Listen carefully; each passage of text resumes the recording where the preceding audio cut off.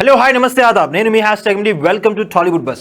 మీరు కనుక మొదటిసారి మా వీడియోస్ని చూస్తున్నట్టు కనుక మా వీడియోస్ని లైక్ చేయండి, షేర్ చేయండి, సబ్స్క్రైబ్ చేయండి అండ్ పక్కనే ఉన్న బెల్ ఐకాన్ కూడా యాక్టివేట్ చేసుకోండి. ఇంకా ఇవాళ లేటెస్ట్ అప్డేట్ ఏంటో తెలుసుకుందాము. సినీ నటుడు అక్కినేని వారసుడు నాగ చైతన్యానికి సంబంధించిన వార్తలు గత 3 రోజులుగా సోషల్ మీడియాలో ఓ రేంజ్లో వైరల్ అవుతున్నాయి. ఇలా ఈయన సోషల్ మీడియా వార్తలలో నిలవడానికి కారణం రెండోసారి పెళ్లి చేసుకోవడమే. ఇప్పటికే సమంతను ప్రేమించి పెళ్లి చేసుకుని 3 సంవత్సరాల పాటు తనతో కలిసి ఉన్న ఈయన అనంతరం విడాకులు తీసుకుని విడిపోయారు. ఇలా విడాకులు తీసుకున్న 3 సంవత్సరాలకు మరొక నటి శోభితతో పెళ్లికి సిద్ధమయ్యారు. ఇలా గత కొంతకాలంగా ప్రేమలో ఉన్న నాగ చైతన్య శోభిత ఇటీవల కుటుంబ సభ్యుల సమక్షంలో నిశ్చితార్థం చేసుకున్నారు. ప్రస్తుతం వీరి నిశ్చితార్థానికి సంబంధించిన ఫోటోలు వైరల్గా మారడంతో సమంత నాగ చైతన్య శోభితకు సంబంధించి ఎన్నో వార్తలు హల్చల్ చేస్తున్నాయి. ఇక శోభిత నాగ చైతన్య నిశ్చితార్థం చేసుకున్నారో లేదో వెంటనే వేణుస్వామి రంగంలోకి దిగి వీరి జాతకాలను బయటకు పెట్టారు.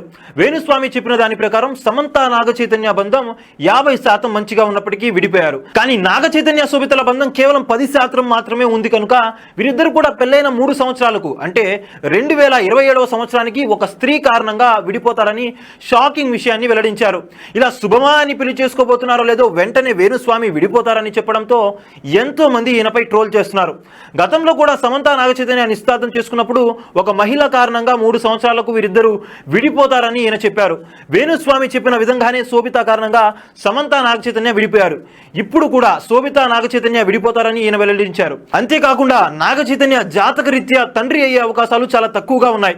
అతడు సహజంగా తండ్రి కావడం కష్టం, అది తండ్రి స్థానం బలహీనంగా ఉండటం వలన కావచ్చు, పెంపకంలో లోటుపాట్లు ఉండొచ్చు అంటూ నాగ చైతన్య తండ్రి కాలేడు అని ఈయన మరో షాకింగ్ విషయాన్ని వెల్లడించారు.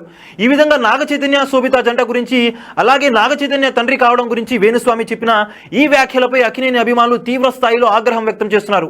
ఒకప్పుడు ఈయన చెప్పే వ్యాఖ్యలు అక్షరాల నిజమయ్యాయి, కానీ ఇటీవల కాలంలో ఈయన చెప్పే జాతకాలు కొన్ని విఫలమవుతున్నాయి.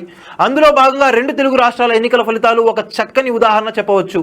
మరి సమంత శోభిత విషయంలో వేణుస్వామి జోష్యం నిజమవుతుందా లేదా అన్నది తెలియాల్సింది.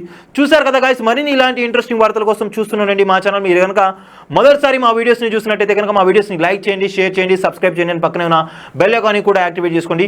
Thanks for watching our videos to the end. See you then again. By.